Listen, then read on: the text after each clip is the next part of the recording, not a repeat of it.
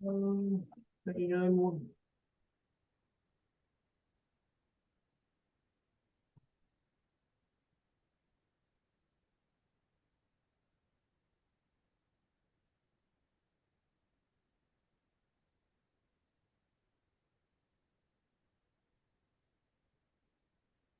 Oh, 3 minutes and counting, and the show will begin.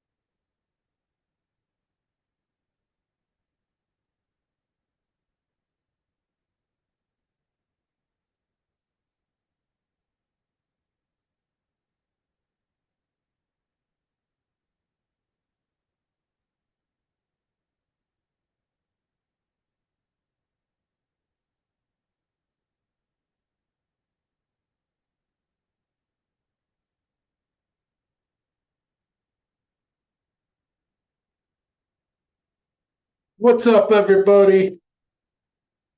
It is Victory Tuesday. We got David with us. He's coming. What a week 15 it was.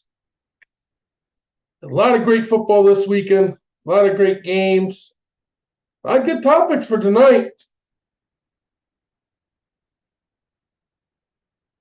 It's time to light this victory cigar.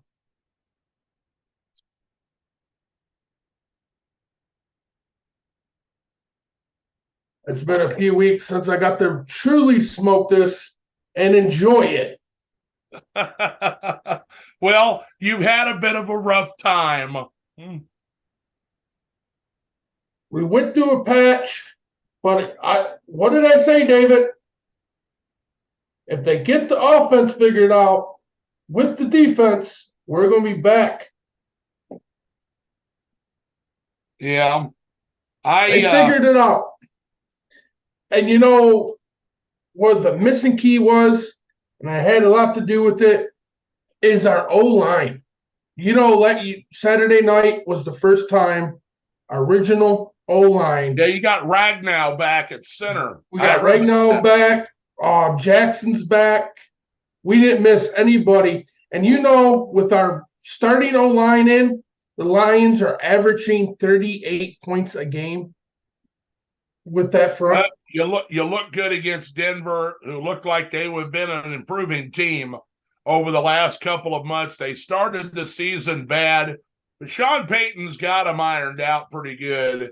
And I expect them to still have a chance to make the playoffs in the AFC, where after the top, 3 or 4 teams, it's pretty wide open in the AFC.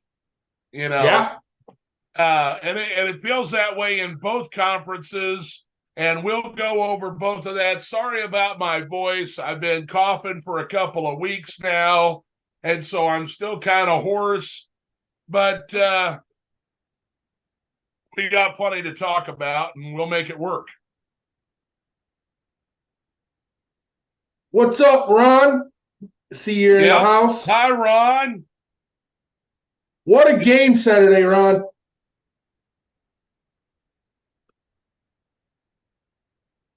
Well, let's go ahead here. You want to talk about Hendon Hooker, or you want to talk about anything for Detroit real quick? Yeah. If you guys don't know, CD Deuce, CJ Johnson is at practice this week. He's been officially cleared for contact. I'm excited. I'm hoping he plays against the Vikings. He looks like he's been in shape. He's been amped up. Worst case scenario, he sits out this Sunday and plays against Dallas on Saturday, which is a big game, which, I'm going to be honest real quick. I kind of had a feeling we were going to lose that game for sure in Dallas. But after their performance this Sunday, it gives me a little bit of chance. I feel optimistic about it. It's another primetime game, and we're 6-0 in primetime. So can we go 7? Hi, Chris. Good to see a Packer fan joining in here on a broadcast. Also, yes, Hendon Hooker. We waived Riley Patterson, and Hendon Hooker is on the active roster, which I know if you're from around Detroit area, we've had dumbass fans for the last week and a half. The last couple weeks we struggled, wanted to start this kid right now. I'm pretty sure Goff should have shut them all up on Saturday night with his 5 touchdowns, no turnovers. But what I like about this is going to allow Hooker to actually practice physical. It's going to allow him to start getting some reps in practice and then allow his progression to move into next year, and we'll see where he's at, because in real case scenario, Bridgewater came out and said this will be his last year. He will retire. He's going to retire. Year. So if Goff keeps playing like this, we go in the playoffs, win a couple playoff games, Goff's going to sign a contract and be the starter for probably a couple more years. And what I wanted to tell you is, and all of the Lions fans out there, I view Hendon Hooker in the mold. And I know, he's an older quarterback, but I'm telling you, they last so much longer now in the league than they used to. But I view Hendon Hooker in the mold of Steve McNair, okay? He sat for like 2.5 years. He was the backup. He learned at the feet of a pro quarterback. And I mean, Jared Goff was the number 1 pick in the draft, not too long ago, okay? He showed that he can throw the ball down the field. He's taken a team to the Super Bowl. He got dismissed like trash from the Rams, and he's proven with Detroit that he is worth his salt. Okay? And so, maybe he needed more seasoning and he wasn't what McVay was looking for. There's a lot of excuses for the reason why they did the swap of quarterbacks with Detroit. But I think that Hooker coming in now gives him an opportunity, like you said. He can practice with the team. Obviously he has been with the team. He just hasn't been off of injured reserve or whatever you want to call it. And, so he's got the playbook. He's been studying the plays. He's been at games. He's seen what's going on. And you can expect him to be your backup quarterback next year. Yeah. He'll be the backup, and if anything should happen, look at all of the backup quarterbacks that are playing right now in the league. Okay? A lot of them. A lot. And so if you've got this guy, you got him sitting behind, he's on a contract that is team friendly. So it's not going to cost him to have him sit behind Goff for a couple of years here. I know everybody's like, oh, but he's already 28 years old or something. He's an older guy. I think he's only 25. Yeah. And in a couple of years, you're wasting away all his prime years. He's not an NFL quarterback yet. Exactly. He hasn't played yet. He's not wasting any prime years sitting behind Goff, who has a chance to lead this team to the promised land over the next couple of years. This is a stepping stone. You guys are going to win the division. You're going to, get into the playoffs. Hopefully you won't get a tough opponent in the first round and you'll make it to the second round. Okay. But anything beyond that would be great and unbelievable. Okay. Depends on who they're going to be playing. But, you got to get there first. And I think this next week, you're going to make it into the playoffs and you're going to clinch your division. Exactly. So, and that's what I want to do in the Vikings barn for their home crowd and shut them up. And the only why I say this is because we're in all their groups. Be careful now. Hey, don't get cocky. Don't get cocky. Dave. I'm not coming at you because I respect your opinions. We have good educational talks here on this show. What I'm saying is I've been in there's a NFC trash talk group I used to be a part of. They lost the original one. Don't bring that in here. I'm not bringing that name up. But the best part is I'm in the group. I never commented on. Shut up the guys that run their mouth and it's all. I don't even want to shut them up. I understand. The Viking fans have literally. It don't matter who's your quarterback. They just think it's God. They had a fan last week said the coaches designed to beat Vegas by 3. They designed it because that's all they needed to win the game. Yeah, the most bunker shit that I've ever heard. And it's like, you thought that there wasn't that many stupid people in this world? Wow. It's people pulling opinions out of their ass. Oh, for sure. So to me, that'd be a nice victory just to watch happen. Also, I want to touch on this. Did anybody see J-Mo on Saturday night? Listen, I took him out of my fantasy football league, out of the starting lineup because he has not been producing. And then suddenly he's like the guy getting all the targets. I was so mad. Okay? I feel your pain. It worked out for me, okay? Because on a whim, I found out before the Thursday night game that Josh Jacobs wasn't going to play. Zamir White was available. I grabbed him. He's the guy that I played instead of Jameson Williams. He actually scored me one more point than if I had J-Mo in there. And so it worked out, okay? But if I'd have had both of them, I'd have really been doing good. I got a good segment when we get to the freaking Eagles due to fantasy football purposes. Right. But J-Mo, man, he finally got involved.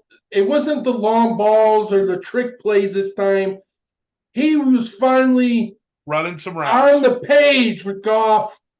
And it's the perfect freaking time for this because now teams are going to have to choose. Who you double teaming? Williams, St. Brown? Yeah. Because now we can beat and with you. With the running game you're dangerous. You've been dangerous all year. And I want to give a shout out to A fucking G. Wait, the defense played lights out for most of that game. You're playing Denver, okay, who doesn't have a great offense this year. Minnesota doesn't really have a great offense either. It'll be interesting what kind of game this turns into be this week. Let's recap week number 15 in the NFL. And we'll start While you pull that up, I'm going to answer stunner. Chris's comment. Chris put a comment, wants to know what I'm wearing. Well, Chris, if you tune in more on Victory Tuesdays when the Lions win, I wear my shades and I smoke my cigar. Black, my shades are blue on the side for my Lions shades. That's what I got on.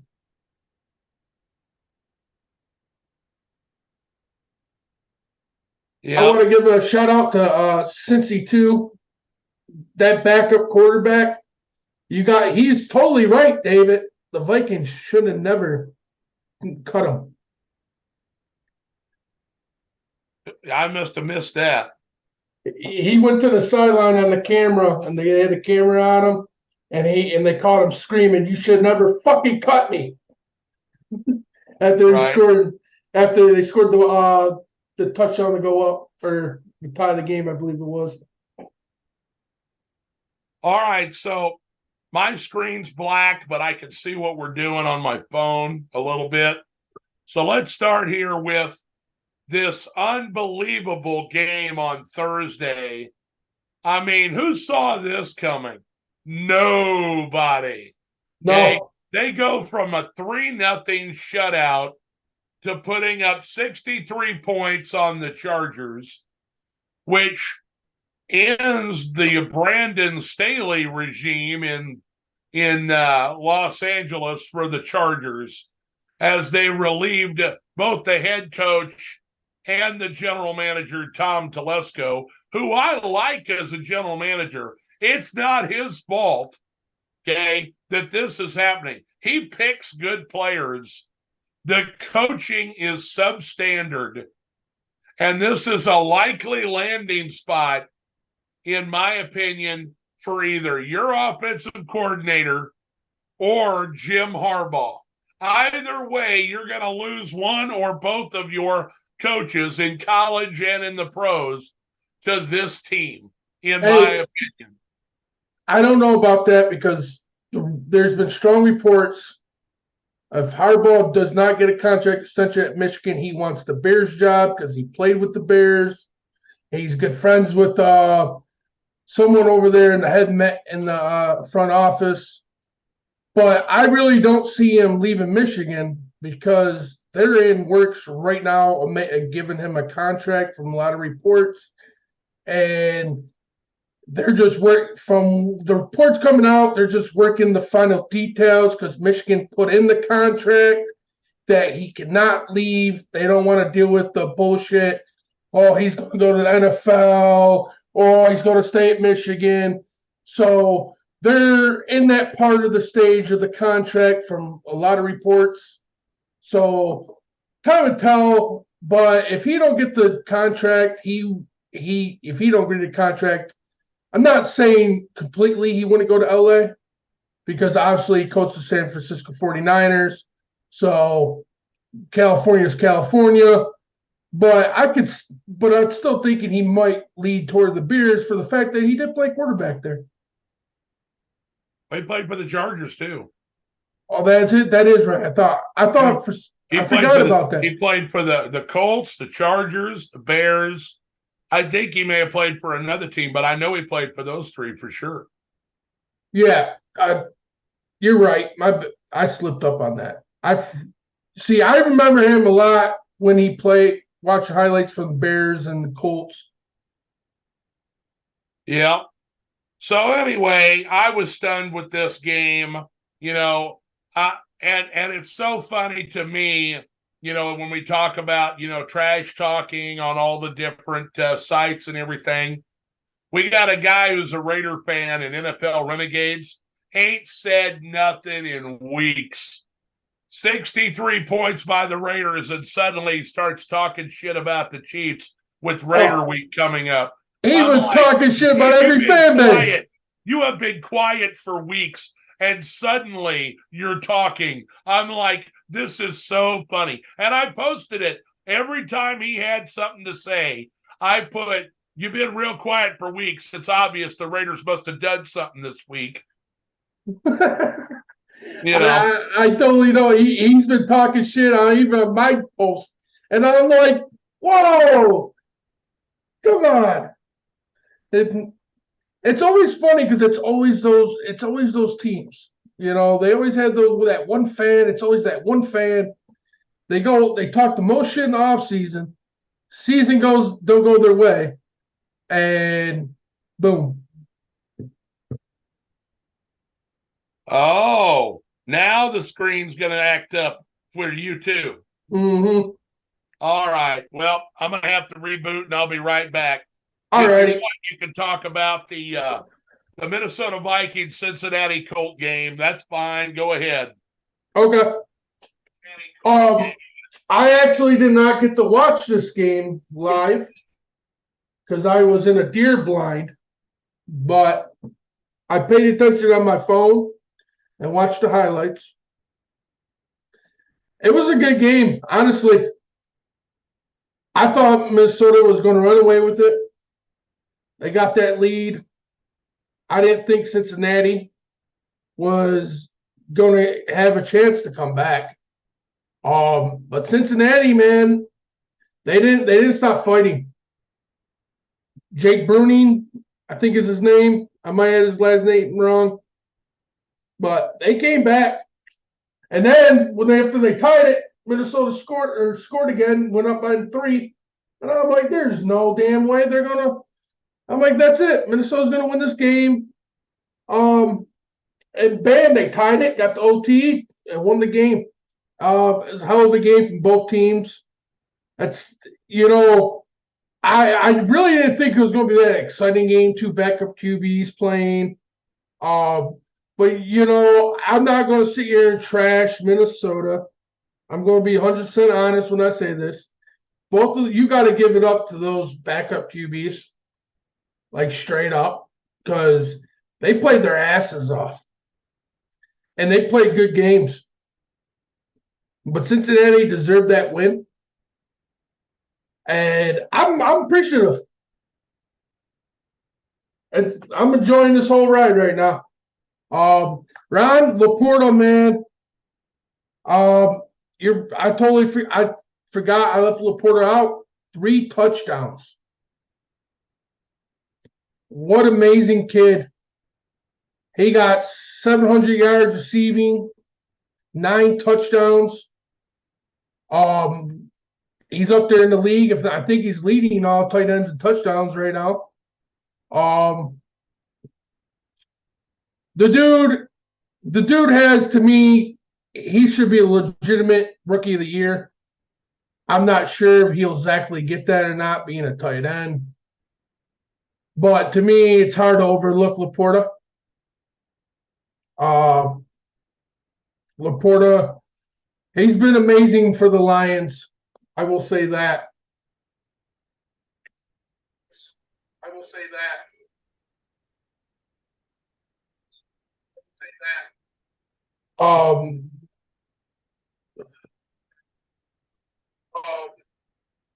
Wait for David. All right. Yeah, I heard everything. Laporta with his touchdowns, that was great. As far as rookie of the year on that, boy, I don't know. I think C.J. Stroud may have that wrapped up, but because he's a quarterback, but he'll definitely be, when they do the NFL Honors Show, he'll be one of those guys that they definitely highlight as in the running. For sure. But I don't think they do rookie of the year in each conference. I think it's just the same. I think it's overall.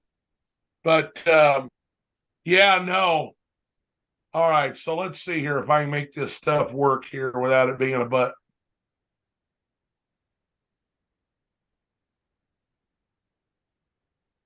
And we'll get back to discussing the week number 15 here.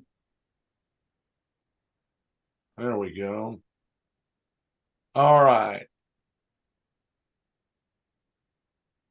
Be good to me.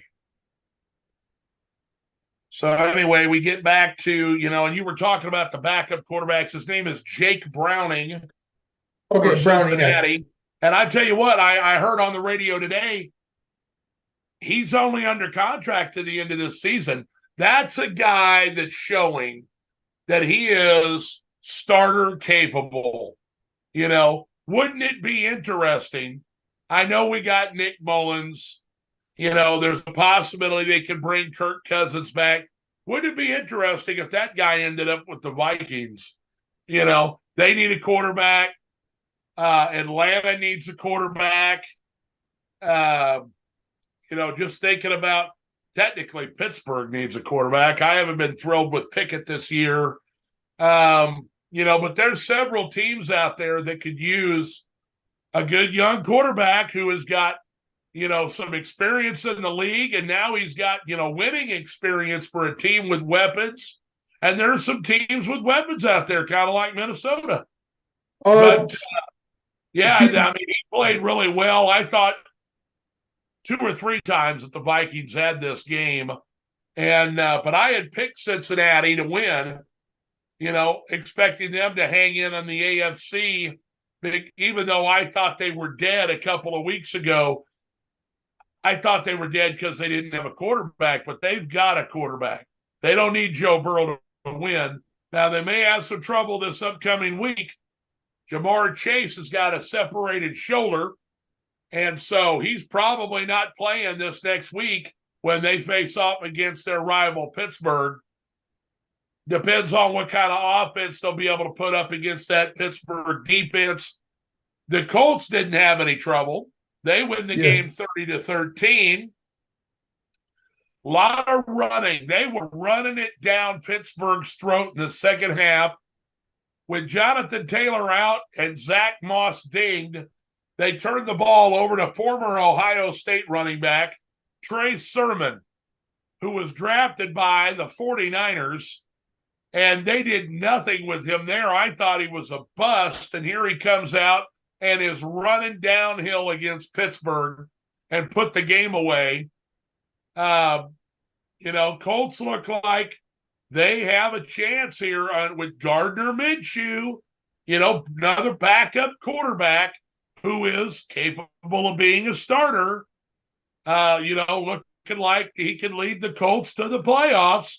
They are tied right now. Technically, it's a 3-way tie.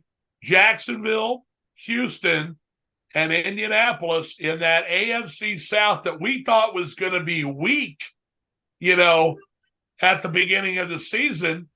And here we've got all 3 of these teams on the cusp of making it.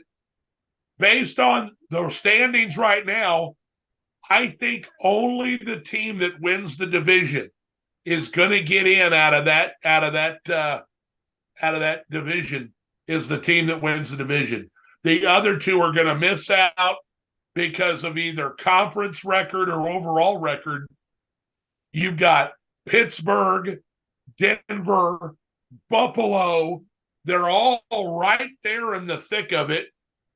And so, it's going to be tough because there's only going to be, there's 3 wild card teams. And there's and then you got Cincinnati. Okay. So, going to be tough. Yep. Pittsburgh, man, they're just not Pittsburgh. They might, if they keep playing like this, they might have their first losing season underneath Mike. Yeah, and it's so funny, they haven't had a losing season under Mike Tomlin. And if they do, they want to put him on the chopping block right away. He's been there for too long. One bad year, and you're ready to get rid of him. They are always in the playoff hunt. I heard some crazy stuff online and on the radio today about how Mike Tomlin should go ahead and leave and go to the Chargers, and I'm like, no, because Herbert reminds them of Big Ben. Yeah. That's the reason why they think he should go to the Chargers, because then he can bolster the defense, and they keep Kellen Moore as the offensive coordinator. Because the offense has been okay, the defense has just let them down so much this year. Yeah. I agree with a lot what you said, but I was watching a clip of Ben Waschenberger, And he basically came out and basically said, like, the dynasty, the culture of the Pittsburgh Steelers from when he played and the previous players played there all those years, he feels like it's got to a point where it's dead. Like, it's not existent in Pittsburgh anymore. So, and it's like, I kind of agree. And at that point, that's where it does kind of make sense to maybe move on from him, because maybe he's don't got it anymore. Not saying that either, because like you pointed out real facts. The dude, this would be his first losing season ever. But is it getting to that point where both sides might be better at a different place? And that's my outlook. I'm looking at for Mike's future just as much as the Steelers' future when I say this. I'm not saying get rid of him because he's a shit coach. It's just sometimes you come to that crossroads. Yeah, Ben Roethlisberger's got his own podcast now, and he's looking for clicks. This is a hot take if there ever was one. I'm not going to say there are sour grapes involved, because I think that Ben and the organization parted on good terms. But in my opinion, okay, they've changed offensive coordinators. It worked briefly. Then Pickett got hurt. You're looking at a team that needs to reboot some of their offense. They need a little bit better offensive line pieces. They've got a good right guard. They've got a good left tackle with the rookie Broderick Jones, but they need to continue to build the offensive line. I like Pickens. I like Deontay Johnson. The running game pieces are there with Harris and Warren. The tight ends are good. There's coaching problems and offensive line problems, and it might be a quarterback problem. They took Pickett because he was a local guy. He played at Pittsburgh, and he's done okay. But in comparison to other young quarterbacks that have come out, he's not living up to the expectations that they have for him at this time. I think they'll give him one more year, but they're going to bring in another different backup. Trubisky's contract is over at the end of this year. They'll try to bring in another more seasoned backup for competition because Pittsburgh's not used to, one, not making the playoffs, two, not competing with the other teams in their division, and being on a chance to make it to the Super Bowl. Yes, the AFC is stacked, but, they expect to be in the thick of it. And for a little while, their record showed that they were all right. But when you start losing to 2-win teams in back-to-back weeks, the sky is falling in Pittsburgh. I think they may get it straightened out this week against Cincinnati. We'll see what happens. We've already talked about Detroit beating the crap out of Denver. Miami was able to slaughter the Jets. The Jets are just kind of hanging around. They're not playing, at their best. Zach Wilson is obviously not working out for the Jets. Their defense did not show up in this game at all. And the Dolphins did this without Tyreek Hill. Jaden Waddle was all over. Was all over the field in this game. They continue to utilize Achane and Mostert running the ball. Mostert had a couple of touchdowns.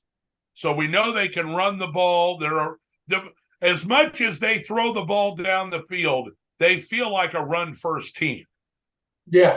And, then it really opens up the play action for those speedy receivers. Dolphins got a big test this week, despite a poor outing by Dallas last week. Going to be an interesting game in Miami. behind Case Keenum because of an injured C.J. Stroud and concussion protocol. The Houston Texans managed a field goal at the end to knock off the Tennessee Titans, who were starting to play pretty well over the last couple of weeks.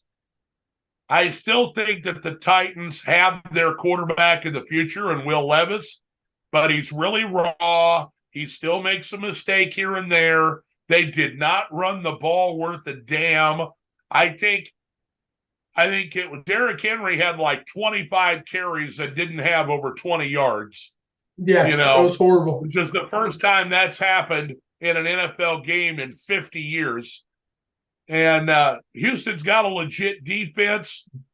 They're tied for the division right now with Jacksonville and the Colts, and they have an interesting schedule coming up.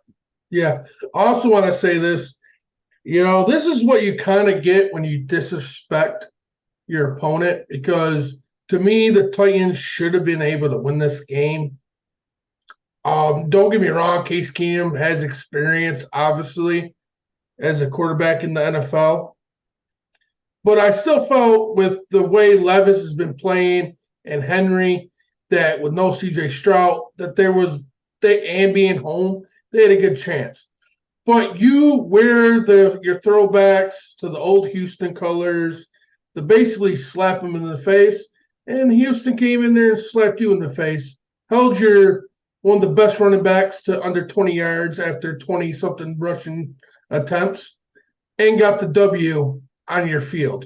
So you kind of deserve it, especially when your head coach comes in dressed like the old Houston coach back in the day used to dress with the cowboy hat and stuff. I thought that was pretty ironic. All right, I'm of a different opinion in this matter, okay? The Houston Texans have no rights to the Houston Oilers uniforms. The Houston Texans are an expansion team. The Tennessee Titans were the Tennessee Oilers for 2 years after they relocated away from Houston into Tennessee. Their Ring of Honor has Earl Campbell in it, not the Houston Texans. Okay. They changed their name, they relocated, but they are the Houston Oilers. They are the Tennessee Oilers. Oh, for sure. Their uniforms, if they want to wear them against them, it's not the team's decision when they wear them. It's the league's decision when they wear them. Okay. That's a misconception on people's part. They did this on purpose both times that they played them this year, because they want there to be a reminder that the Houston Oilers could still be in Houston if they'd have just helped them get a new stadium. And then after they didn't have a team for 4 or 5 years, they're like, oh, well, I guess we better help pay for the stadium. And that's how they got an expansion team in the Houston Texans. Okay. So it might not a slap in the face to the organization. It's an underhanded slap at the political structure in Houston. Okay. And the fans that are there that are still Houston Oiler fans that have traded in their Houston Oiler uniforms and stuff to become Houston Texan fans. Okay. Oh, I definitely agree with you. I still understand where you're coming from, but I heard a lot of stuff about how the Houston Oiler uniform should be worn by the Houston Texans, and that's just simply not the case. They're not the same franchise. Yeah, you can't take the history away from the Titans and give it to the Texans. Right. Because they had nothing to do with it. I just heard a couple players make comments in post-game and, on social media about how they took it personal when, they had the uniforms on, Mike Verbal with the cowboy hat, dressing like the old coach, you know what I mean? And that's where I kind of think it went more than the uniform for the players wise, you know what I mean? Well, the Kansas City Chiefs got back on track offensively against a very good defense. While they don't have a very good offense in New England, the defense has played well throughout the year. Picked off Mahomes twice. They even got 2 interceptions. One is another Butterfinger situation from Kadarius Toney. The fans are calling for his head. Mahomes goes to the sideline and is over there MFing this guy and saying, here we go. This guy cost me an interception. Could have potentially cost them the game. They got points off turnovers both times, because of the interceptions. And, a little bit of Kansas City Chief news here real quick. Sky Moore, who has been, in my opinion, just a blocking wide receiver and unproductive this year, had to go to IR for some reason. That gave the Chiefs an opportunity to activate Justin Ross, who's been suspended due to a domestic incident. And so this is a guy who was the number 1 receiver for Clemson. He's had some injury history.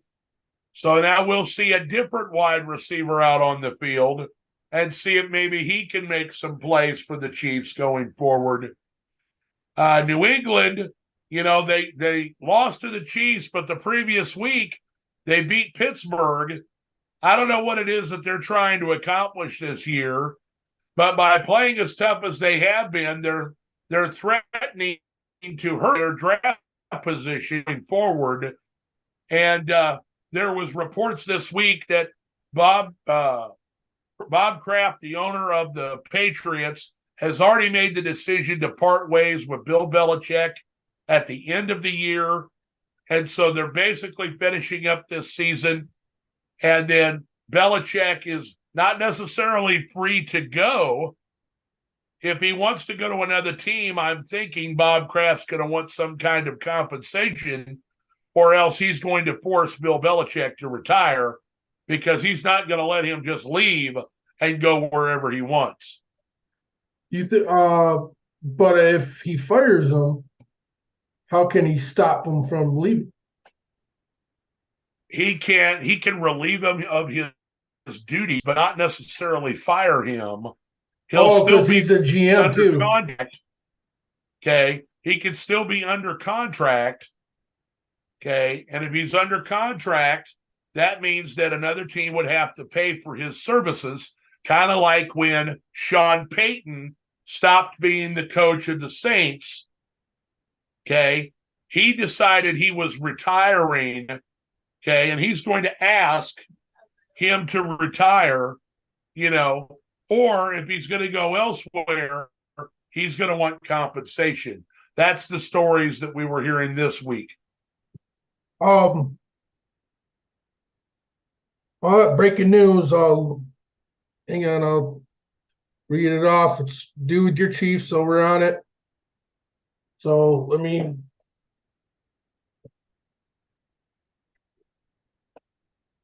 we have breaking news. Yeah, well, kind of. It's sad news, actually. Your longtime lineman. Well, spit it out. Who?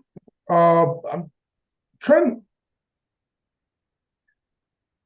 Okay, here we go. Longtime Chiefs lineman Eddie Buddle, who helped the franchise win its first Super Bowl, dies at 83. So, all due respect, I don't know the guy. Definitely before our time. Yeah. But sounds like a great player. Obviously, helped you win the first Super Bowl. So rest in peace to him. Just came across my phone on ESPN. Well, all due respect, like I said. Moving on, we've got the New Orleans Saints against the New York Giants. And the Giants have been kind of riding high for a couple of weeks with Tommy Cutlets, Tommy DeVito there as quarterback. And he's played really well, but the bottom kind of fell out against the Saints going down to the Superdome. The Saints played pretty well for a change. and have put themselves back in position to, possibly make the playoffs and win the division based on what Tampa does the rest of the way. Tampa's got a pretty tough schedule going forward, whereas New Orleans is a bit soft. And we'll talk about that here as we go. Yeah, the Saints definitely showed up this week and took care of business, that's for sure. I'm excited to see how that division shapes up, though. That's going to be an exciting one, I believe. So a pretty interesting game. I caught the end of it due to bonus coverage on Fox. And they showed the end of the Chicago Bears Cleveland Brown game. At one point in time, Chicago led Cleveland 17-7. But they just couldn't stop Cleveland at a certain point, and they couldn't get anything going offensively. The Cleveland defense stepped up. Joe Flacco, who had thrown 3 interceptions previously in the game, started throwing touchdown passes to Amari Cooper and to David Njoku. The running game came alive against Chicago. I think they just kind of wore them down, but Flacco looked like, seasoned vet and led Cleveland to a victory against Chicago, leaving Cleveland still in, the top wild card spot in the AFC right now. And, they've got, I don't know who they're playing, coming up yet. We'll look at that shortly. But if they could just hang in here, it looks like they're going to make the playoffs. Wouldn't that be something if Cleveland wins the first playoff game and gets Baltimore, and Joe Flacco makes his return to Baltimore and eliminates them? That would be crazy. I don't expect it to happen. I'd laugh because I'm against Baltimore. You know that. Exactly. I would laugh too. But, for people listening, don't take my words like it's going to happen. I'm just throwing it out there that it has the potential to happen. Just like this real quick. If things work out, there could be a chance the Lions play the Rams in the first round in Ford Field. That would be some shit too. You don't want that, buddy. You don't want that. You don't. I'll take it. Well, I don't know. Why would you take it? Why? Because I think we could beat the Rams, for one. 2, I'm a firm believer if you're going to go to the playoffs and make a push to go to the championship, you can't be scared to play good teams, even a dangerous underdog team. You got to play them tough games, and you got to win. Point blank. No excuses. It's the playoffs. And how awesome would that be to have Matthew Stafford make his return to Detroit in a playoff game and knock off the Lions and in the first round? Can you imagine how great that'd be, Chris? It could be bad on our end. It could be bad on our end. But what would be awesome is if we win that game, Goff gets his revenge, and Detroit gets a little bit of its revenge for him leaving to go win a Super Bowl. You had a fucking Rams jersey. You had a Rams T-shirt on, rooting for Matt Stafford and the Rams to win the Super Bowl. Nope. Because you thought it was the closest you were ever going to get because he's your guy. He's a Lion. You want to know the truth? I rooted against Stafford all season. I wasn't the Lions fan. And trust me, there was a lot of Lions fans calling themselves L.A. Detroit Lions fans. Rams? Detroit Rams. Detroit Ram fan? But I didn't. Trust me, I wanted to root for Stafford to win a Super Bowl just because I liked him as a person, as a player. But because it got so bad that our fan base was selling fucking shirts of Detroit Rams and so on, kissing on him over there in the Rams. But when he was in Detroit, every single one of those guys were talking shit about him because we weren't winning here. But as soon as he went to LA and started winning, everybody's like, see, I told you we should have got rid of Stafford. So that made it where, for me, is even though I like him as a player, I couldn't root for him anymore because my fan base ruined it for me. All right, we're moving on to the Atlanta Falcons and the Carolina Panthers. In this fucking game that screwed everybody that had a parlay going, I had so many parlays I would have won on fucking Sunday if it hadn't been for the Carolina Panthers. Wouldn't you know it? And I'm talking to you, Troy Strong, your team, the Atlanta Falcons, so wonderful. They're in the driver's seat in their own division, can't beat the worst team in the NFL. Desmond Ridder was allergic to the end zone. 9-7. You would think with all the games that were going on Sunday, the one game you can count on is the Falcons to beat the Panthers. And it's just like in the Super Bowl up 28-3, you can never count on them to finish the job. What a piece of shit game this was. They were selling tickets for less than $1 and couldn't fill the stadium. No, not even a little bit. So they could see their hometown team win a game.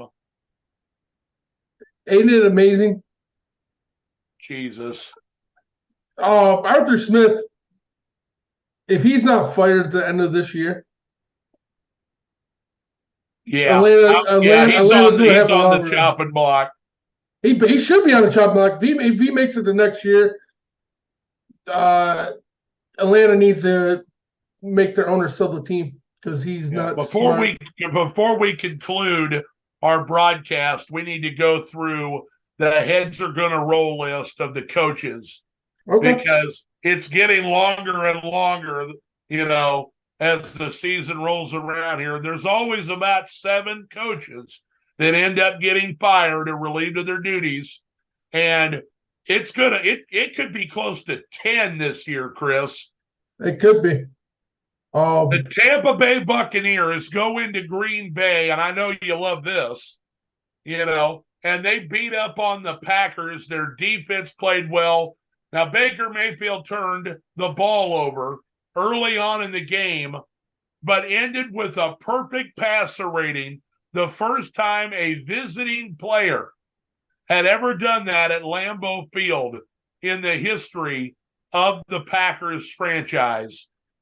Baker Mayfield has the perfect passer rating at Lambeau, and Tampa stakes their claim to the number 1 spot in the NFC South right now, tied with their record with the New Orleans Saints, but by virtue of their conference record, they've got the lead in the division. Yep. And I've brought it up many times. I've been rooting for Baker to keep an NFL job, to survive his career. He started out really hot this year, dipped off where we both thought it was going to be the end for Baker. But here comes Baker still playing for his job, his career. And you know what? He might get a whole nother year to be the starter. Because right now, like you said, they're tied for first place in their division. And he goes into one of the hardest stadiums for anybody to play, regardless of the Packers stink or good at the time. And this time of the year, they usually can get them hard-turned victories regardless where their team's at. Just for the cold, the weather, climate. And here comes Baker from sunny Florida, and he sets that record. I'm kind of hoping Baker wins his division. I'm still holding out hope for the New Orleans Saints, but it just depends on how they play over the next couple of weeks. Thursday night's going to be a really good game. The San Francisco 49ers are clearly, in my opinion, the best team in the NFL. However, giving up 29 points to the Arizona Cardinals was pretty shocking to me. Now, they were hitting on all cylinders offensively and obviously put up 45 points. Christian McCaffrey, for my money, is the MVP of the NFL. Now that Dak has played his way out of it, now that, Josh Allen's been way gone, he's out of it. Jalen Hurts just ruined it here on Monday night. He's been eliminated from the MVP race. Tyreek Hill didn't play in the game this week because of injury. I got Christian McCaffrey as the NFL MVP, and the 49ers is the best team in the NFL and the favorites to win the Super Bowl as of right now, Chris. Yeah. The 49ers are the hard team. I don't think anybody wants to play them in the playoffs. They're getting it done. And I think it's funny. You have people talking shit all over here trying to say Brock Purdy's a system QB. And he ain't doing nothing. I'm just going to say this. If you're one of those people saying this kid's just a pocket QB, got all the weapons, just think of this. Jimmy G had the same fucking weapons. Trey Lance had the same fucking weapons. They did nothing with those weapons. Brock Purdy comes in and succeeds last year until he gets hurt. Comes right back this year and has had a hell of a year and deserves MVP because guess what? If he was a system QB, why did Jimmy G suck for him? Why did Trey Lance suck? Exactly my point. Because Brock Purdy was the quarterback to lead this team. I heard on the radio today that when Brock Purdy's the starting quarterback and he has Christian McCaffrey healthy, Deebo Samuel healthy, Trent Williams, the left tackle, healthy, the 49ers are undefeated under Brock Purdy. Yeah. If he stays healthy, they've already shown they can whip up on the Cowboys. They've already shown they can beat Philadelphia in Philadelphia. They're going to get home field advantage throughout the playoffs. Their biggest test here at the end of the season is Christmas night. Baltimore Ravens come to town. Could be a preview of the Super Bowl. This is the week they can shut all mouths about who the best team in the NFL is if they can take care of Lamar Jackson and the Baltimore Ravens on Christmas night. I cannot wait for that game. That's going to be a fun one. And speaking of teams nobody wants to play in the playoffs, they're still on the outside looking in, but the Buffalo Bills manhandled the Dallas Cowboys. They ran it down their throat in cold and windy Buffalo. Dak Prescott lost the MVP running, in this game. They didn't perform at the kind of level that you would expect defensively. I think that there was a lot of talk about how it looked like the defense didn't want to be there because of the weather, and it wasn't even the coldest game it could have been in Buffalo. No. And so, Dallas has a real problem winning on the road, but Seattle did them a favor because by beating Philadelphia on Monday night, Dallas went from the 5 back to the 2 seed where they get to host a playoff game. And if they win the division, they got to go through Miami and Detroit over the next couple of weeks. If they win the division, they'll get to host a playoff game all the way to the NFC Championship game, And so, playing at home, they're a whole different team than playing on the road. They need to win the division if they want to have any success at all going forward. That's just the way it seems to me, Chris. Yeah. I heard on the radio they were talking today here about Dallas, and they pretty much said it at this point. There's nothing new about Dallas. They were saying that they were basically having a conversation that Dallas is going to be Dallas, one and done in the playoffs. They see no change in them because, like you said, when they're home, they're good. As soon as they leave the home and have to play somebody good, they lose. And then Seattle wasn't, or who do they play again? Buffalo. And Buffalo, don't get me wrong, but Buffalo to me has not been a good team all year. They should have been a good team, but they've been up and down. Now they're playing for the coach's life, the job. And Dallas shouldn't to me lost that bad. I don't care how the weather's not an excuse. To me, if Dallas was that team like they want to be, that game would have been way closer than what it was.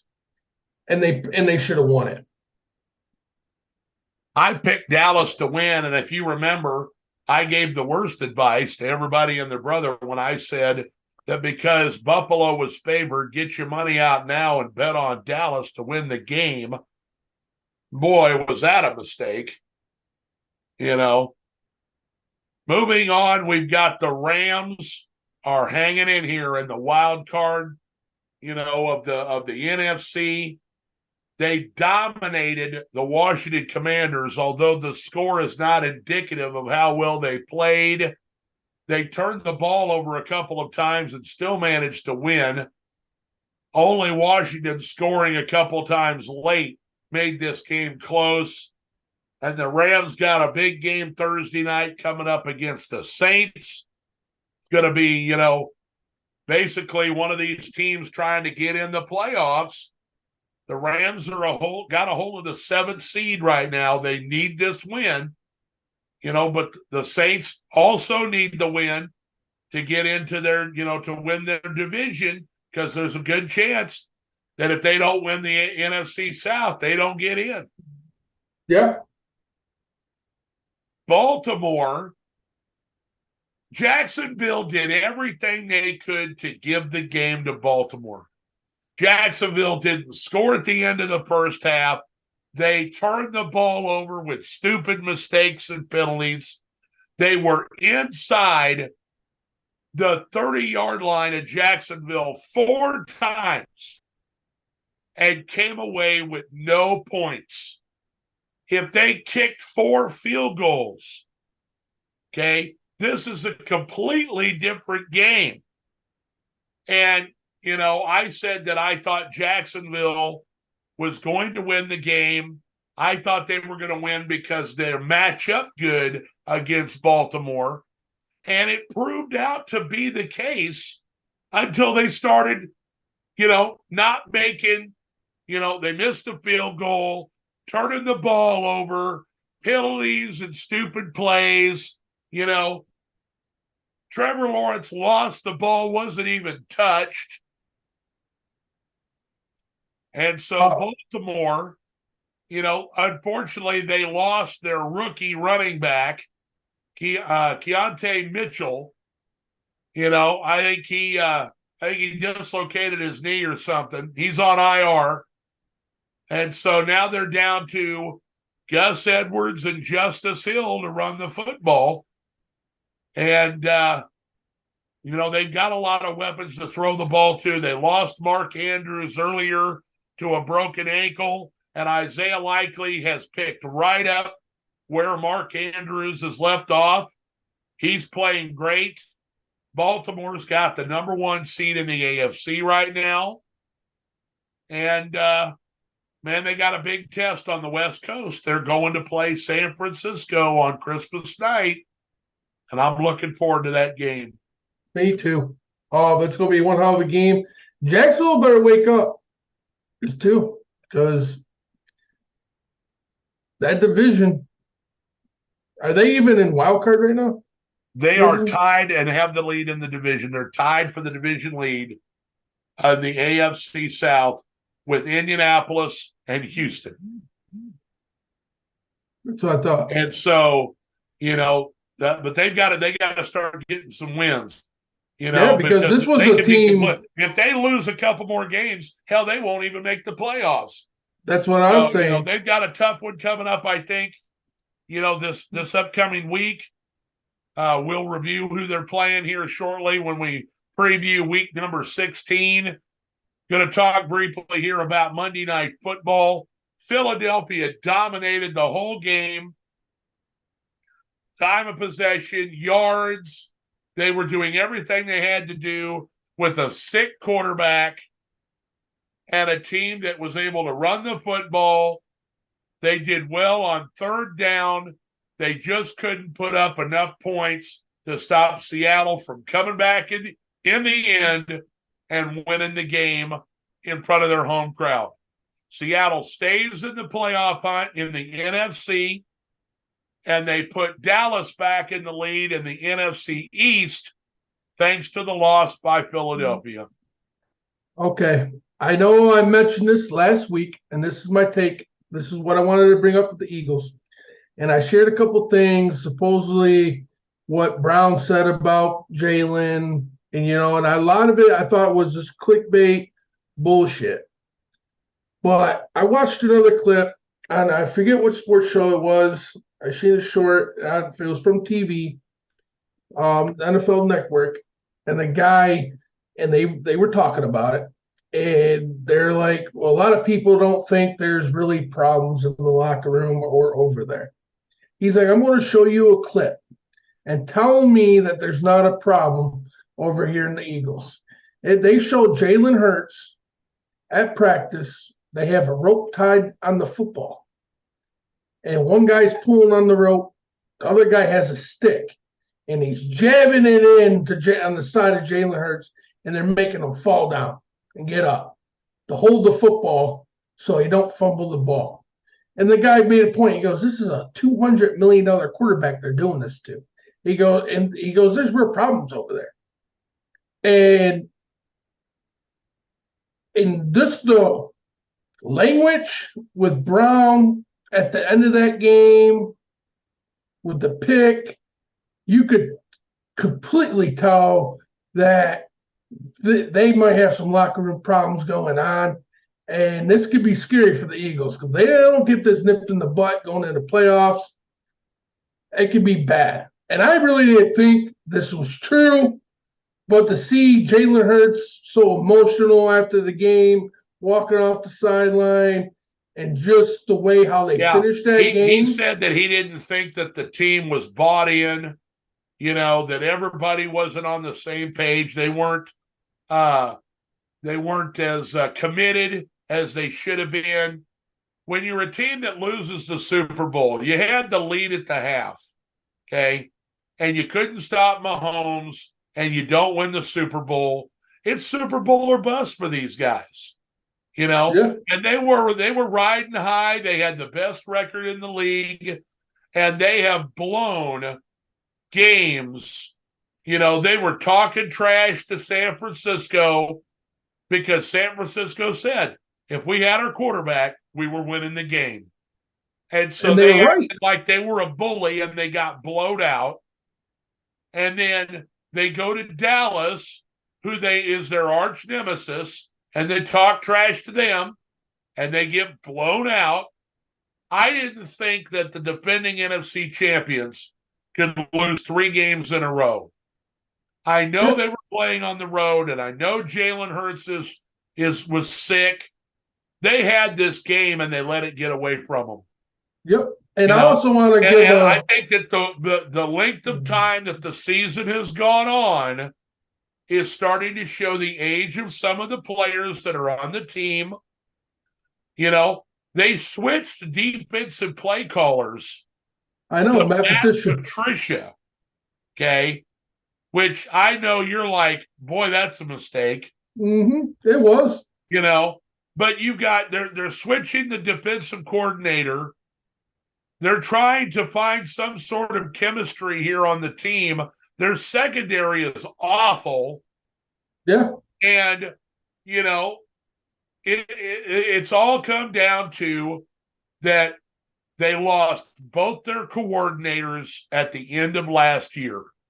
The Colts are close to the playoffs. The Cardinals have played everybody tough all year long. Okay. There's their coordinators. Yeah. And so,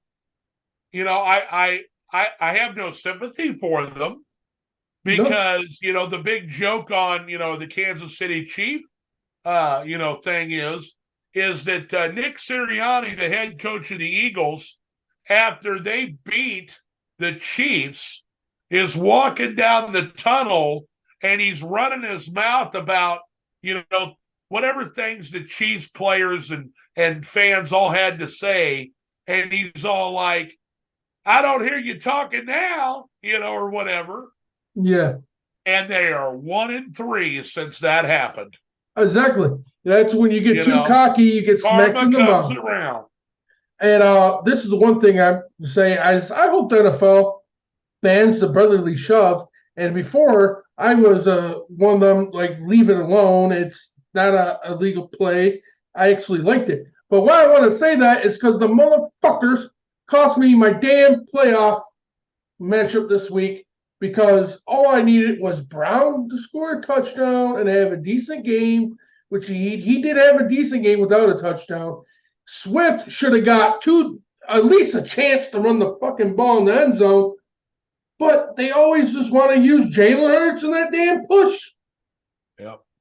And because of that, I lost to a team that I should have smoked because I didn't trust Seattle with Drew Lock and Metcalf, so I put Brandon Ujic, number 11 for Seattle. I always have a problem announcing his last name, the receiver out there. He did good for me the week before, but only got me 5 points in their win this week. And because of all that situations, I lost one and done in the fantasy playoffs this year. And I'm really bummed out because you are still alive. You came back. Walker came back and got it for you. My dad was pretty bad. Not mad, but he was bummed. But like I told him, he started out 0-5, David. Made the playoffs at 5th place. So like I told him, figure it out. He had to get his squad under control. So like I told him, I said, regardless if you're going to lose, your season's success. Mine, on the other hand, is embarrassing because I started out 8-0 in 1st place, and I didn't brag. I didn't talk shit on it. That's what you get for stealing my quarterback. And it just, late in the season, it all fell apart. And, it's happened to me so many times. I've had 6-0 starts, 7-0 starts. But at the end of the season, players either fall off or get hurt. No. I've seen what happens. Okay. What happens is the same thing that happens to everybody. They think they have to tinker with their team. They have to change players.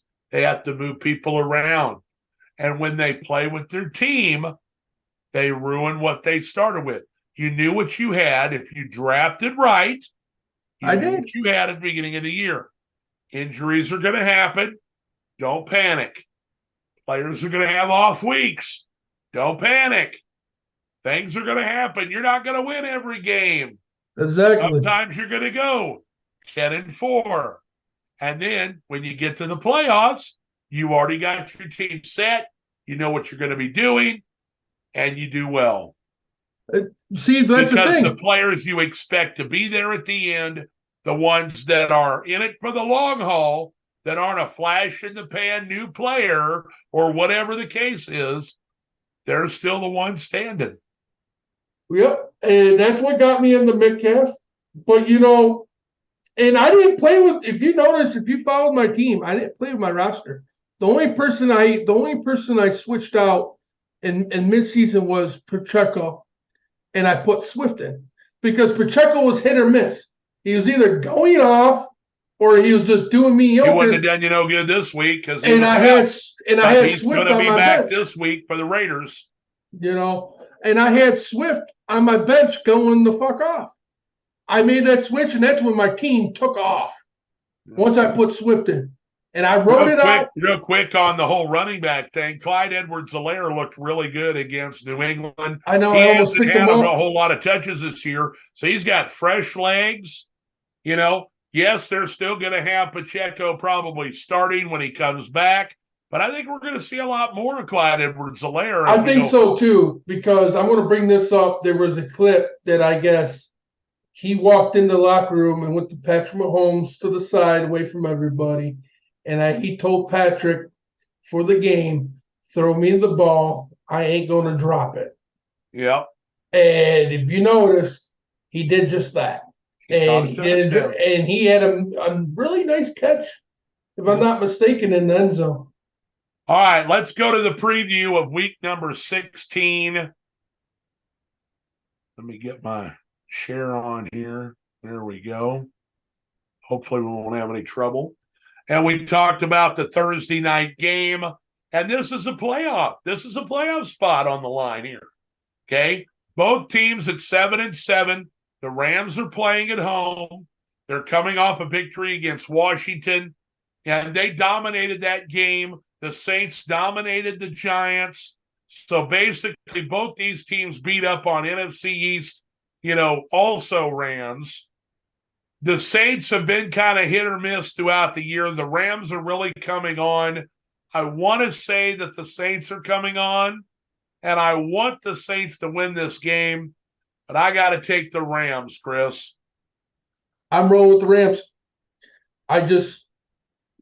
The Saints could win this game, but we've seen it before in the season. They get a couple wins, and then they show up, and they not there. I'm going to stick with the Rams. They're playing hot. They're at home. I think the Rams take care of business. 2 games on Saturday, starting with the 8-6 Cincinnati Bengals at the 7-7 Steelers. The Steelers have lost 3 games in a row. Now, they won't have to worry about Jamar Chase because he's hurt with a separated shoulder. The Steelers have done okay when it comes to stopping the running game, but they've been letting everybody pass all over them. T.J. Watt and Alex Highsmith need to get to the quarterback, Jake Browning. They need to make some plays. The defense is what got them the wins this year because the offense has underperformed, been underwhelming. They're going to start Mason Rudolph is going to start for the Steelers. I think that may give them a little bit of a shot in the arm. I think that Cincinnati without Jamar Chase is going to be a little underwhelming. Pittsburgh playing at home in front of their crowd. It's a desperate situation for Pittsburgh. I don't see them losing to Cincinnati. I got Pittsburgh winning this game. I'm going to roll with Cincy. And why I'm rolling with Cincy is because T. Higgins, I feel like T. Higgins is going to have a big game Saturday. He's coming off that amazing catch you've seen with that touchdown he had last week. And the only why I go with that is because I just don't have that much faith in Rudolph. I don't. Their defense is really going to have to carry this team to a win if they do win. And I'm not 100% confident in it. I could be completely wrong with this pick. But I'm just rolling. I'm rolling with this backup because I did want to add this kid's playing for an NFL shot with another team. He's going to be a free agent. Atlanta's going to be looking for a quarterback, and I could see him going there. I don't think he would go to Minnesota because the fact is Minnesota cut him. And according to his clip, like I said earlier, to the camera, they showed he took that shit personal. And I'm riding high on him. I think he sneaks another one out. I think at this point I would rather see the Bengals make the playoffs than the Steelers because I feel like the Bengals truly deserve it more than the Steelers because the Steelers have had an opportunity to lock the wild card up for them and put themselves in the playoff contention, and they've done nothing with it. Bills and Chargers. I guess we got to pick the Bills here because I don't see the Chargers doing much. So I know one person happy in Buffalo is their coach. They have their Chargers because that's another win, and we all know he's praying to keep his job in Buffalo. But I would be shocked if Buffalo fumbles this game to the Chargers. Yeah, I mean, we're going to see the new head coach or whatever, the interim head coach of the Chargers. Still going to have Easton Stick starting. They're not going to have, Justin Herbert the rest of the year. If the defense doesn't do something, Buffalo should clearly walk all over the Chargers, even though it's on the West Coast.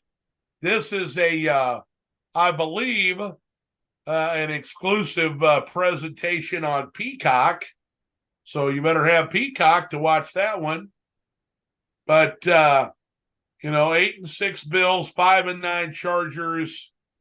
I don't see how the Bills lose this game, and they have to continue to win because, they're still on the outside looking in. They need teams like the Bengals to lose, the Colts to lose.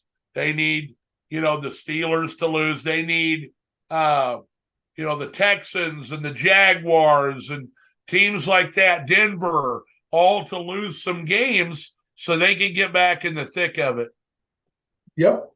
Sunday, here's one that the Colts shouldn't have any problems winning, as we got the 8-6 Colts against the 6-8 Falcons. Colts are going to dominate this game. I just don't see how any way their defense is going to allow the Falcons, who couldn't put up more than 7 points against the Panthers, to do anything. I think the Colts run the ball well.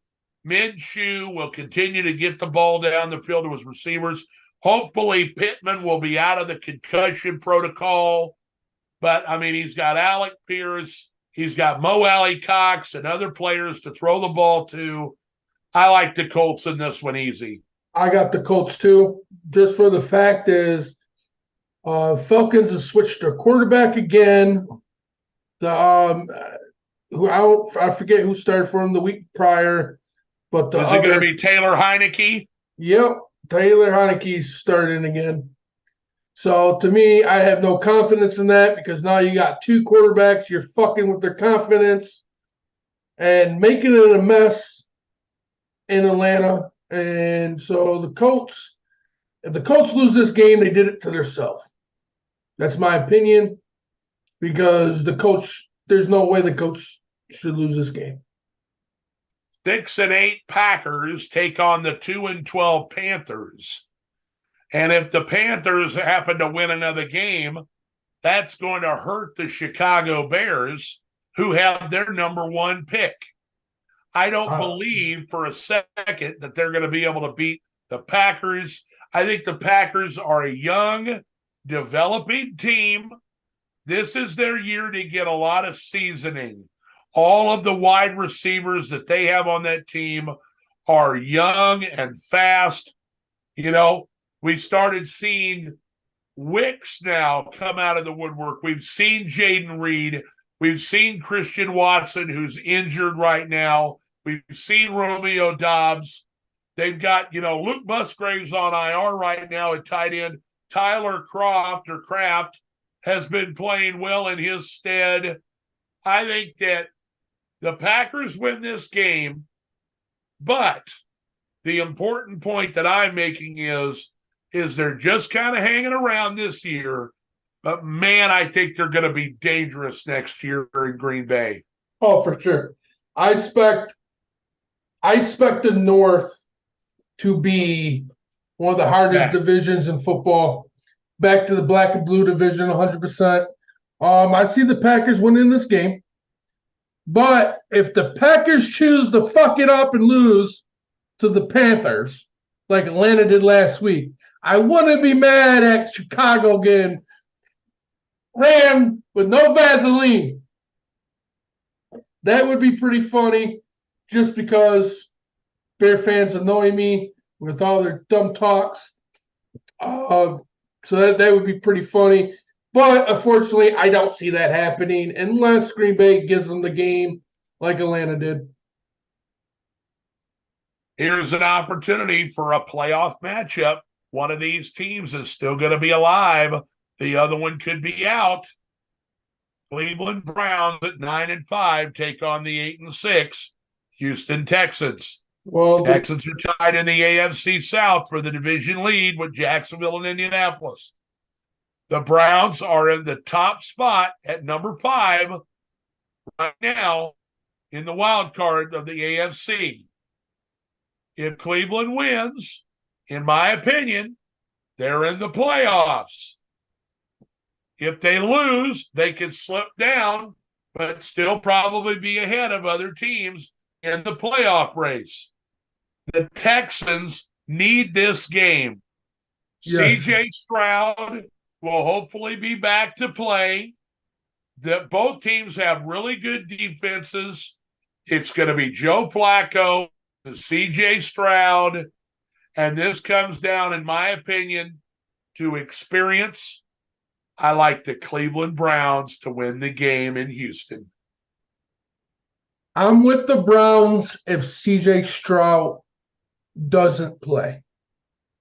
And why I say that is because even though Flacco is playing pretty good right now, he's going to have to come in, and I believe if CJ Stroud's playing, he's going to have to come in and throw no picks because the Houston Texans do have experience in Case Keenum playing in the NFL.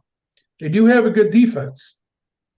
But I also think the Cleveland defense could be good enough to literally keep contained on Case Keenum. So to me, if CJ Stroud is in that game, it's going to have to be a clean football game from Joe Flacco and the Cleveland Browns side to win this game. So I'm rolling with the Texans as long as CJ Stroud is the QB. If not, I'm going to trust the Cleveland Browns defense to get it done and help Joe Flacco out. Well, here we go. 10-4 Detroit Lions at the 7-7 Minnesota Vikings. Now, the Vikings played the Lions twice over the last 3 weeks of the year, sandwiched in between a game where Detroit has to play against Dallas. So Detroit really needs to win this game because they can't afford to lose it and then face the possibility of losing to Dallas in Dallas and then have to come down to the last game of the season to clinch their division and a playoff spot. So, Detroit looked really good against Denver. They were playing at home. The Vikings have not looked good, 2 weeks ago against the Raiders. So they went from, one quarterback to another. Now they're on Nick Mullins. They do have Justin Jefferson back. The running game looked great with Ty Chandler against Cincinnati. I think that this will be a very close game, and I'm going to root for Minnesota, but I'll take the Detroit Lions to win it. I'm taking Detroit Lions, and as long as our offense comes and plays like that and our defense plays like that, I think we can shut Mullins down. And one thing I like, and my main reason why I'm saying that is Mullins has a problem that he'll whip the ball to somebody and there'd be coverage around that. So our defense should be able to go in there and get a couple picks off of them. That's what I'm hoping. I think we should win this game Sunday. Here's the game nobody gives a shit about. The 4-10 Commanders against the 5-9 New York Jets. Well, David, not so much because I know we've talked about it's not going to happen. But I don't know if you heard Robert Saleh. Aaron Rodgers has been cleared to play. And he made it clear today he will not be playing this season on the Pat McAfee show. Oh, okay. I did not hear that come out because Robert Slade was saying that. Once again, this is a game nobody gives a shit about. Okay, correct. I'm going to take the Washington Commanders because the Jets defense has given up on the season. And even though they're playing on, at home, I think that the Commanders with Sam Howell at quarterback have a good enough offense. The Jets offense isn't going to do anything against the Washington defense. I got the Commanders. I got the Commanders too. The only way I would have took the Jets is if A-Rod was playing, but I missed the Pat show and I did not hear him say that. I just know Robert Slade saying that Aaron wants to play and we're going to decide before Sunday or before the cutoff if he's going to be on the roster. So if he's really that smart, I'm proud of Aaron for shutting it down. The 7-7 Seahawks take on the 5-9 Tennessee Titans. The Titans pissed away their chance to make the playoffs last week when they allowed the Houston Texans to come back and kick a field goal and win the game. And so now Seattle, who has kept their playoff hopes alive by beating the Philadelphia Eagles, needs to continue to win if they plan on making it to the playoffs. I think Seattle is the superior team. I think that they will give Will Levis fits as a rookie quarterback for Tennessee, and I'll take the Seahawks to win. I'll take the Seahawks too. That defense is pretty good. And Will Levis, I hope you're listening to your coach and watching those videos and learning how to slide a little better, because this is one defense I wouldn't want to be taking hits from, because they're young, but they're looking good. The 8-6 Jacksonville Jaguars against the 7-7 Tampa Bay Buccaneers. Both teams are currently tied for their respective divisions, so this isn't really a playoff matchup here. The Jaguars have faltered the last couple of weeks, and they really need to get back on track. Tampa has won a couple of games, and is looking to continue their winning ways in the hopes of winning their division. They're playing in Tampa, but it's two teams that are from Florida. So, they're not too far away from each other. And I think that Jacksonville, while they have kind of screwed around the last couple of weeks, I think they're a better team overall than Tampa Bay. I think Tampa's played against some weaker opponents that are struggling right now in the season, like Green Bay and Atlanta. Now they get to play against a real bona fide playoff team. I think the Jags were embarrassed on Sunday Night Football against Baltimore. They're going to have a lot to say in this game. I'll take Trevor Lawrence and the Jaguars to keep their top spot in the AFC South. I'm going to stick with the Jags too, but I will say this: if the Jags don't come on top of their game, Baltimore's or Buccaneers defense is still pretty good over there. They're not as good as they once used to be, but they ain't no slouch either. If they come in and have another sloppy game, Buccaneers might get that 8th win. But I'm sticking with you. I think Jaguars were embarrassed and they should have a bounce back game if they want to keep their spot. 3-11 Cardinals at the 5-9 Chicago Bears. And this is the draft position bowl. Both teams basically, they may want to win publicly, but they need to lose privately to keep their draft positioning. Chicago has gone from having the 1 and the 4th pick in the draft to now they're at the 1 and the 6th pick in the draft. And I think they're just going to continue to keep falling because I'm going to take Chicago Bears and Justin Fields at home to knock off the Cardinals. I'm going to take the Bears too, just because I feel like the Cardinals need to be fucking smart here and lose this game. But yeah, I'm sticking with that. But I wouldn't be surprised. A pair of 10-4 teams, the Dallas Cowboys and the Miami Dolphins. The Dolphins come off of a victory where they blew out and shut out the Jets at home in Miami without Tyreek Hill. I expect Tyreek Hill is going to play in this game, and the Dolphins are going to give the Cowboys all they can handle in a road game. But the Cowboys, again, this is a good team, and they were embarrassed. They need to win this game in order to keep that number 2 spot in the NFC. Miami is in no danger right now of losing the division to Buffalo, but they can't afford to lose this game, because if Buffalo wins and they lose, it could come down to the last game of the season for not only who wins the division, but who can make the playoffs. Yeah. And so both teams are 10-4. I'm going to take Dallas on the road in this game.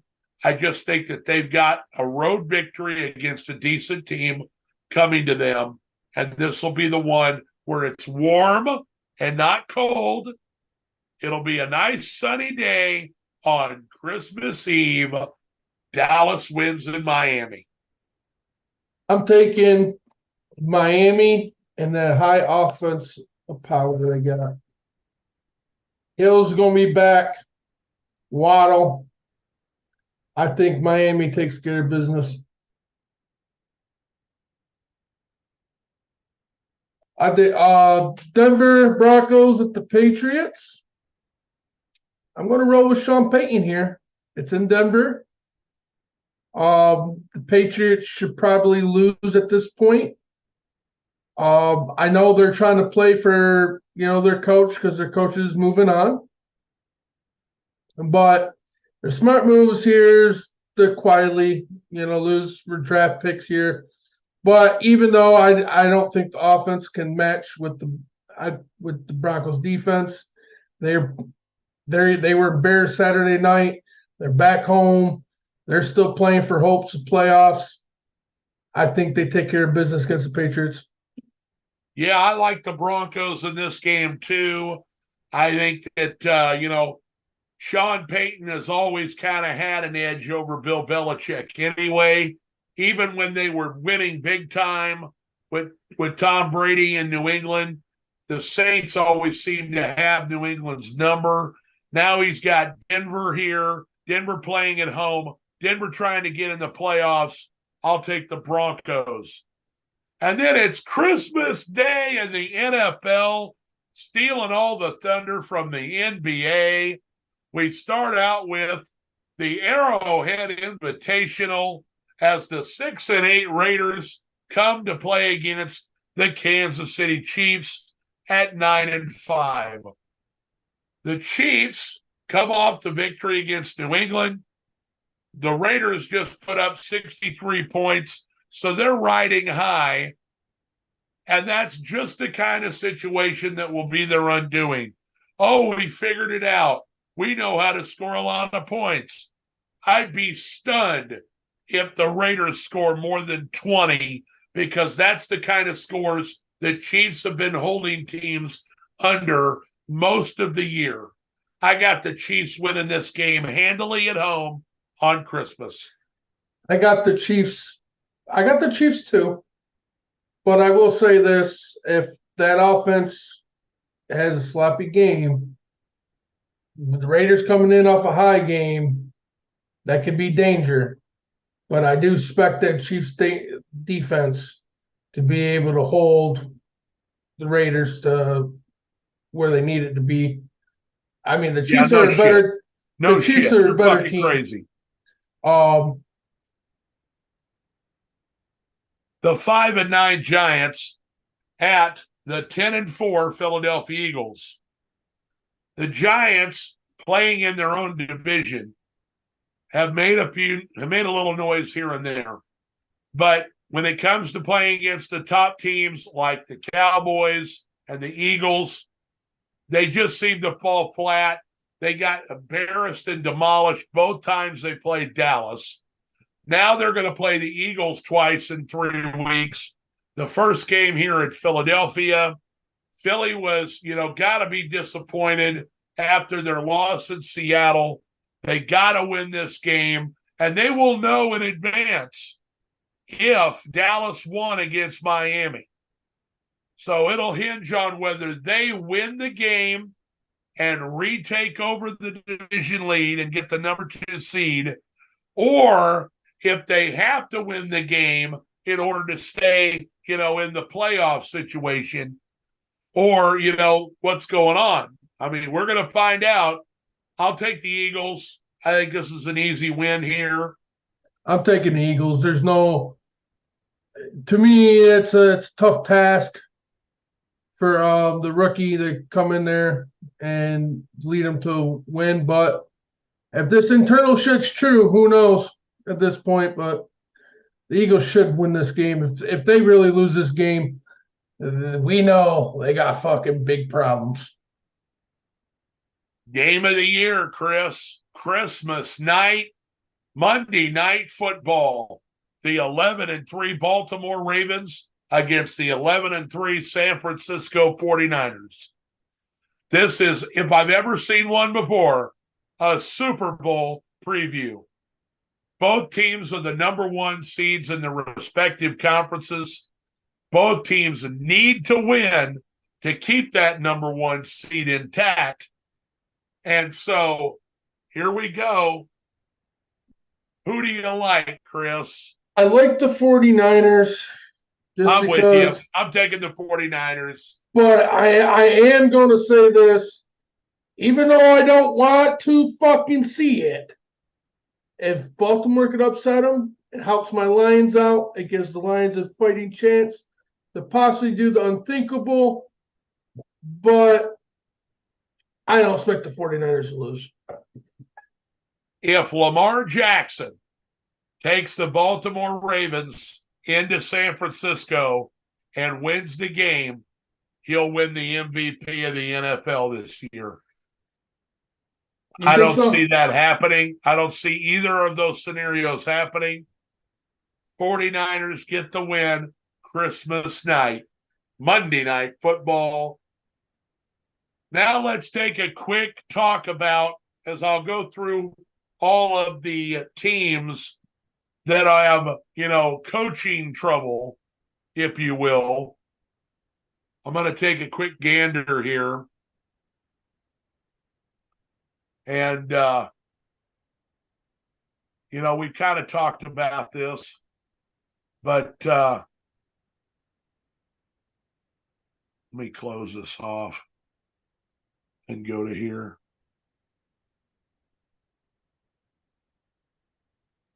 All right, so teams that have already dismissed their coaches, we've got new coach in the Chargers. We've got a new coach in Carolina. We're going to have possibly a new coach with Las Vegas. Okay, so there's the first 3. On the chopping block, in my opinion, going down the line, you're going to have a new head coach in Atlanta with Arthur Smith. Yep. You're going to have a new head coach in Washington because Ron Rivera's already been announced that he's going to be done at the end of the year. That's 5. You're going to have a new head coach in Chicago. I'd like to see Jim Harbaugh go to Chicago just for the sentimentality. But if he's offered both jobs, there's no way he doesn't go to the Chargers. I think that Bill Belichick is done in New England. That is 7. And I think, if you look at the fringe possibilities, Vrabel could be done in Tennessee. I think Todd Bowles has secured his position in Tampa, so he's not going anywhere. The connection with Aaron Rodgers basically saves Robert Saleh with the Jets. I think Stefanski winning with 4 different quarterbacks in Cleveland, there's no way he's going to be dismissed in Cleveland. No way. Shouldn't be anyway. And unless the owner has some kind of a hair trigger where he's thinking the same way we were earlier on, that the Bills have gone as far as they can go with McDermott, a defensive coach, as the head coach for Buffalo, and they're going to make a change to bring an offensive coach in there to finish the job and get them to the Super Bowl. Those are the only ones in my mind. I don't see Tomlin being let go unless he wants to be let go and look for a different opportunity, which I don't think is the case. When he took the job, he knew he was going to be there a really long time because that's the way the Steelers roll. Yeah. I mean, if you look at all their coaches. We're looking at 7 coaching changes. Antonio Pierce may have locked up the spot with the Raiders. If he beats the Chiefs on Christmas, he'll definitely get the job. But I don't see that happening. That's crazy talk. I mean, I really don't. I really don't. And the only why I brought that up was just for the facts of the receivers dropping the ball, reflection, interceptions. That's the only shot the Raiders, I believe, have, is that the offense shits the bed again, which I don't see that happening, especially when Escalier, or whatever his name is, had a great game. You get potential back. So I really don't see that. But for sure, if he wins that game in Arrowhead, I think you got to at least give him a year to coach from the beginning. Well, he made the mistake of not keeping Rich Bisaccia after they made the playoffs. They damn near beat Cincinnati in Cincinnati with Rich Bisaccia as head coach. But he had to have Josh McDaniels. Yeah, that was the dumbest move. I think that was probably one of the best Raiders teams we've seen in the last 5-6 years. So now going to Buffalo. This is just my opinion. I think Buffalo, regardless of the outcome, regardless if they make the playoffs, if you don't make serious noise in the playoffs, like make the Super Bowl for Buffalo, I think it's time for a new coach. Yeah. How long is he? He's been there for what? He's been there quite a while, like 7 or 8 years. He's had to me, I kind of see this team maybe not as good as the other teams in previous years, but he's had a Super Bowl caliber team for the last 4 years, I would say, and has done nothing, really nothing at the end of the day. He hasn't got to at least one, and this year really shows. I mean, last year you were a dominant team all season, and this year you've been fighting for your life. To me, this is the end of the road. Yeah. Well, listen, we're not going to have a show on the day after Christmas. Going to take a little time off to be with the family. But we'll be back the week after that to preview week number 18 in the NFL. So be sure to join us then. This has been David Llewellyn and Christopher Serra Jr. Thanks for joining us. Merry Christmas. Happy holidays, everybody. Exactly. Merry Christmas. Spend time with your family. Have a good holiday. I hope everybody. Exactly. Happy New Year. And I hope everybody has a good holiday season. Thanks for joining us. We'll see you next time. See you guys. Have a good night. Thank you, Chris. No problem, buddy. It's always good.